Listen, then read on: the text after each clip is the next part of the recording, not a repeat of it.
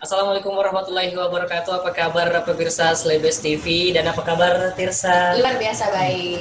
Ini kita kira-kira rasa sudah 9 tahun lamanya. Sudah 9 tahun. Betul sekali. Ini kalau usia anak sekolah, Aha. kayaknya sudah hampir SMP. Ya sudah bersekolah ya dia. Betul. Dan memang ini usia yang tergolong usia yang menuju perkembangan yang lebih baik lagi sebenarnya. Betul. Tapi bicara soal media, ini kan sekarang kita lagi masuk di masa pandemi COVID-19.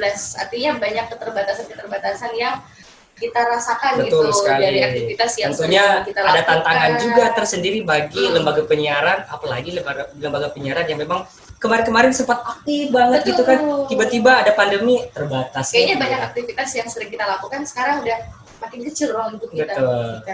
Kita bakal ngobrol bareng tamu-tamu kita yang sudah hadir sekarang. Ini ada dari CEO Slebes Media, ada Bapak Andi Suruji, terus juga ada Bapak Hamzah Ahmad dari Kominfo Makassar, terus juga ada Prof. Yuda Riksawan, ini dari mantan anggota KPI Pusat sekaligus mantan komisioner KPID Sulsel, dan juga ada Bapak Matewakang dari Ketua KPID Sulsel, ada Bapak Firman Muhammad, dan ada juga Pak Andi Muhammad Ikhlas dari Ketua Permadaman.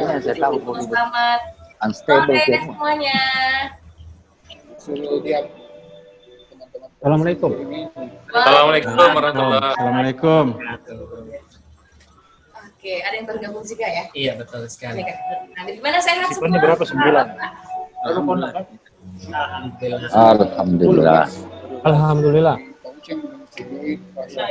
Kita langsung saja deh. Adik, ini kan cara kondisi lembaga penyiaran saat ini. Mungkin saya ke Pak, ini kan Pak Matewakang dulu dari Ketua KPD Sulsel, Pak, melihat di kondisi pandemi COVID-19 untuk lembaga penyiaran. Sekarang Anda lihatnya seperti apa sih, Pak?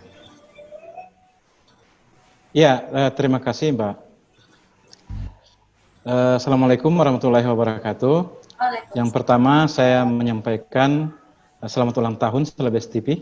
Terima kasih. Semoga tetap berjaya. Jadi kondisi lembaga penyiaran di Sulawesi Selatan menghadapi COVID-19 ini seperti sektor lain juga punya dampak, terutama terkait aktivitas itu sendiri, karena apalagi setelah beberapa surat edaran KPID Sulawesi Selatan kita sampaikan ke lembaga penyiaran untuk mengurangi aktivitas untuk berada di studio, terutama yang menghadirkan banyak individu sehingga menyulitkan untuk social distancing. Itu kemudian sangat berdampak pada program-program acara, program siaran yang diproduksi oleh teman-teman lembaga penyiaran. KPID Sulawesi Selatan menerima beberapa surat permohonan untuk pengurangan durasi, bahkan juga ada beberapa lembaga penyiaran yang meminta, terutama televisi, yang meminta penayangan ulang program siaran yang sudah pernah ditayangkan untuk ditayangkan kembali selama masa COVID ini karena kesulitan untuk memproduksi program siaran di masa pandemi ini. Kemudian juga berikutnya saya mengapresiasi teman-teman lembaga penyiaran yang telah turut serta dalam berpartisipasi untuk mensosialisasikan pencegahan penyebaran COVID-19 ini di Sulawesi Selatan. Kita ada program sosialisasi pencegahan penyebaran COVID-19 bersama lembaga penyiaran beberapa waktu lalu, di mana teman-teman lembaga penyiaran menyiarkan serentak iklan layanan masyarakat di hampir seluruh Sulawesi Selatan. Itu kita apresiasi ke partisipasi teman-teman lembaga penyiaran untuk hal tersebut.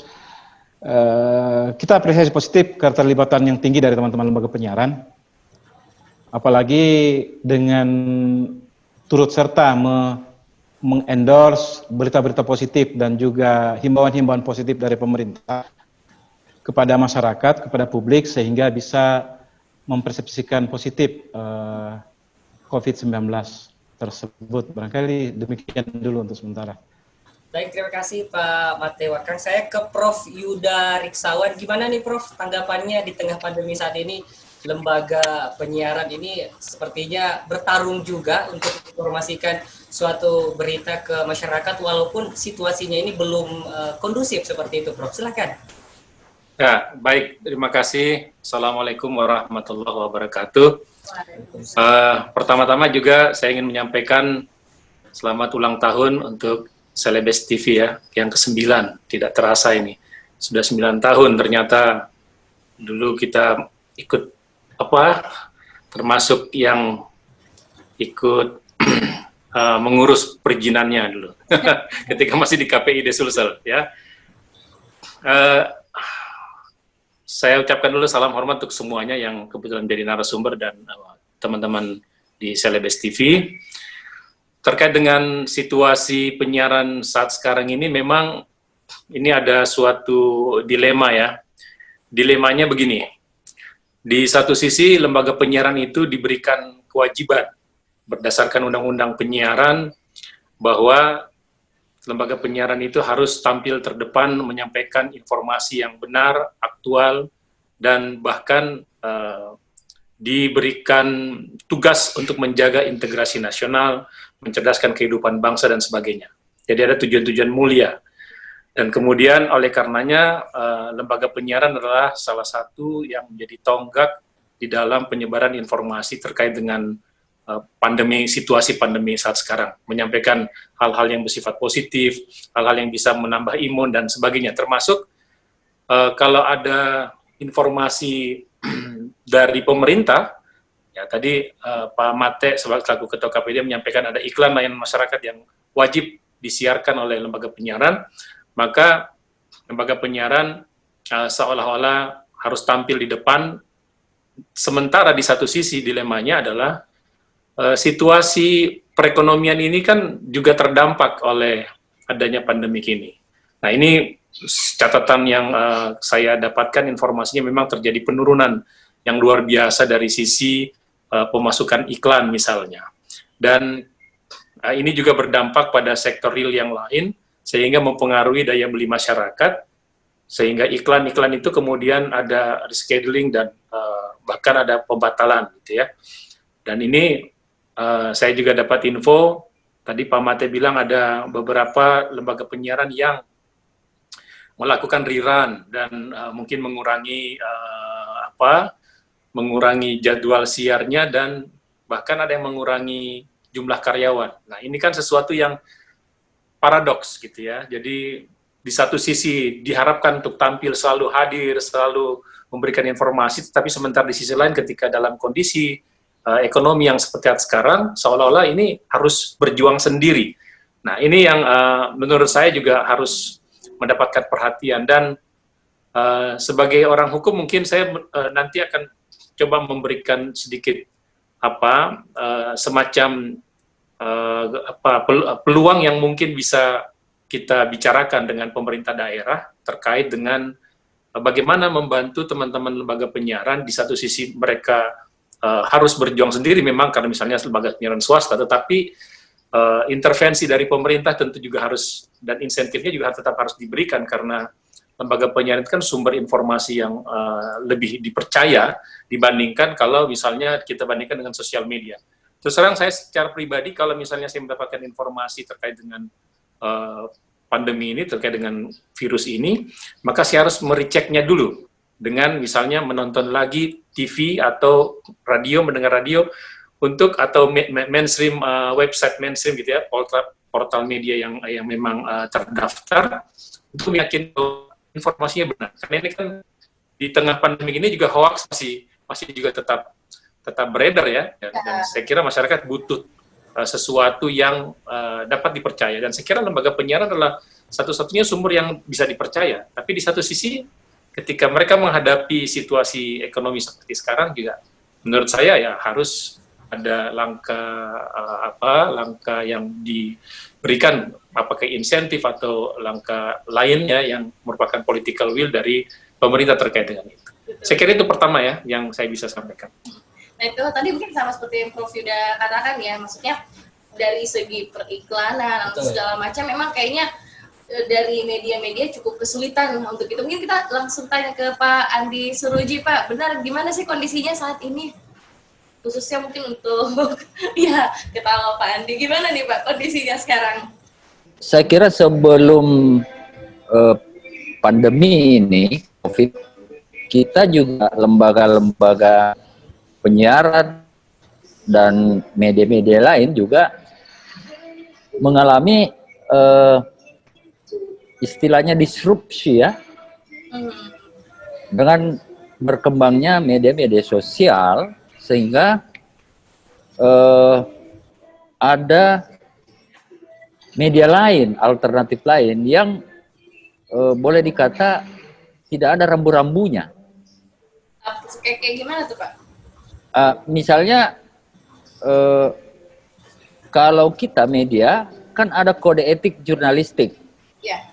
Ada kode etik peraturan media, ada peraturan KPID, ada kode etik periklanan segala macam yang harus kita taati. Informasi pun harus kita verifikasi. Sementara media-media sosial ini seenaknya aja bikin konten, bikin apa, informasi, dan bisa seketika, dia bisa live dari mana tanpa keterangan, video aja, bercerita. Nah, media-media mainstream ini baru mulai beradaptasi dengan media sosial seperti itu. Muncul lagi COVID ini yang ada social distancing, ada physical distancing, sehingga media-media ini ya walaupun ada seperti Zoom, seperti video call, tetapi kan pertemuan secara langsung itu, tatap muka itu tetap yang paling tinggi kualitasnya. Ya. Orang bernegosiasi, orang berkomunikasi, tetap tatap muka itu menjadi apa yang paling tinggi kualitasnya. Nah, bagaimana seperti Prof. Yuda tadi bilang, di satu sisi kita media ini diharapkan memberikan edukasi, memberikan informasi yang benar, yang akurat, yang sehingga kita bisa mengedukasi juga masyarakat tentang apa ini COVID, memberikan informasi yang. Tetapi pada sisi lain kita membutuhkan tentu kita membutuhkan pendukung. Tetapi selama ini pendukung kita adalah mitra-mitra kita, para bisnismen yang membutuhkan diseminasi informasi, membutuhkan promosi. Nah sekarang contoh, mall ditutup. Mall mau promosikan apa di kita? Hotel 70% diistirahatkan karyawannya. Tamunya rata-rata 20%.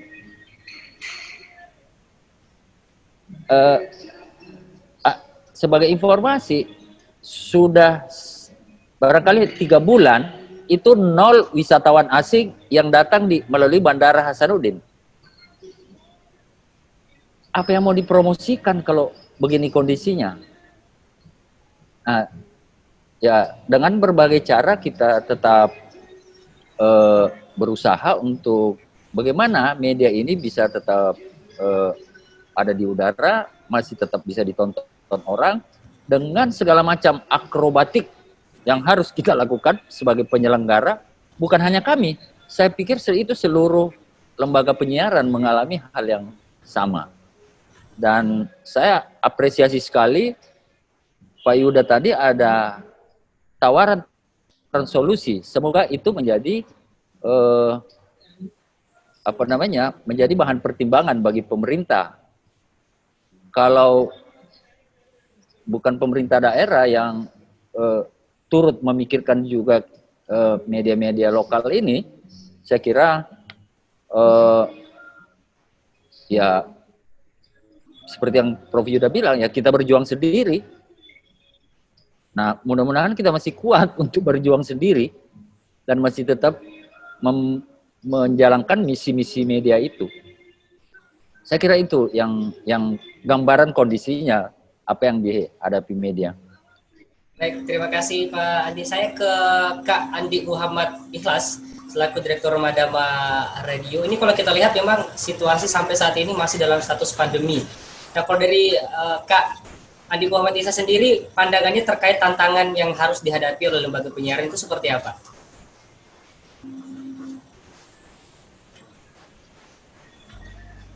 Halo, Assalamualaikum warahmatullahi wabarakatuh. Selamat sore. Pertama-tama, selamat ulang tahun ke-9 buat Celebes TV. Salam kenal bagi rekan-rekan semua, senior-senior saya yang terhormat di Zoom meeting kali ini. Terima kasih kesempatannya Celebes TV. Tadi menjawab pertanyaan dari moderator, dari Ade Febrian dan Tirza Ivana terkait ini ya, kalau tidak salah ya, strategi ya. Betul ya? Halo? Ya.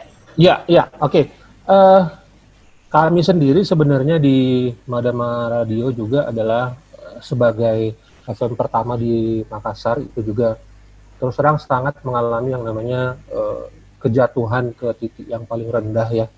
Karena boleh dibilang kami ini nomor satu bergantung kepada iklan yang masuk, iklan-iklan brand atau produk swasta juga.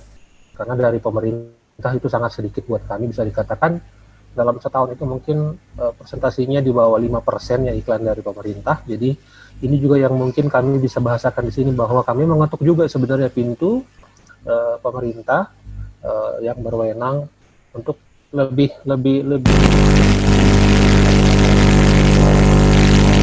swasta untuk memberikan iklan seperti itu ya. Mudah-mudahan bisa terdengar. Nah, kami radio kan ini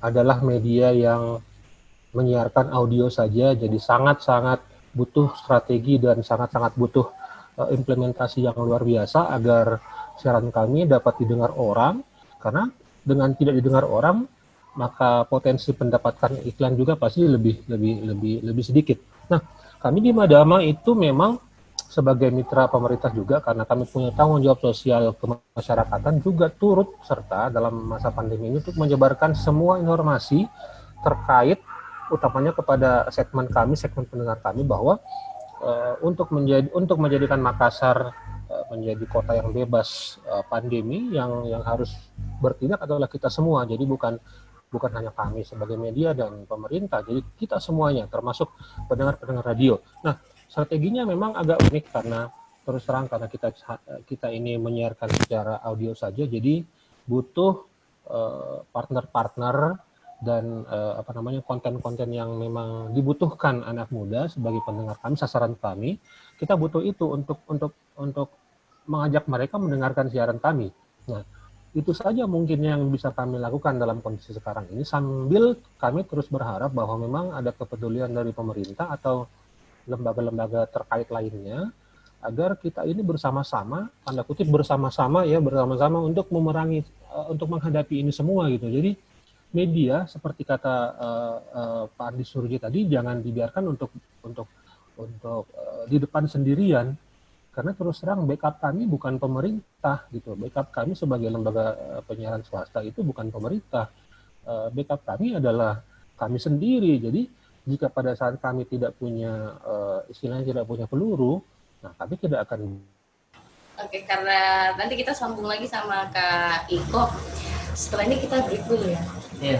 Kita break dulu, nanti setelah ini saya lanjut ke Pak Rashid sama Pak Hamzah. Jadi